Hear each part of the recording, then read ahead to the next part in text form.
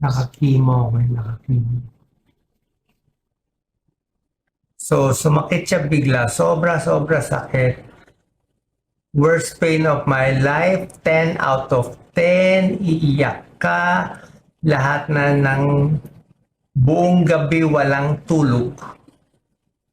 Mula pag upo sa lazy boy sa gabi hanggang sumikat ang araw, walang tulog. Nakaupo. Dasal ng dasal. Humihiyaw lang buong gabi. Sasakit siya para siyang may kutsilyo na may sumasaksak sa likod mo. Saksak, saksak, saksak.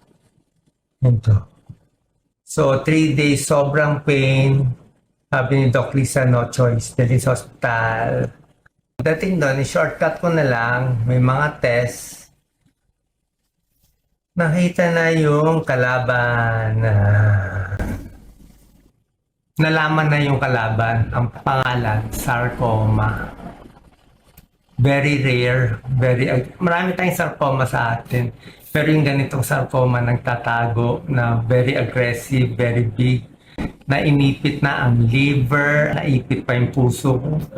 Puso ko nakapisa yung right atrium. Kaya siya rare because galing sa nerves. Galing sa nerve. Yun yung nagpa-rare sa kanya. Saan ko nakuha to? Tingin ko stress.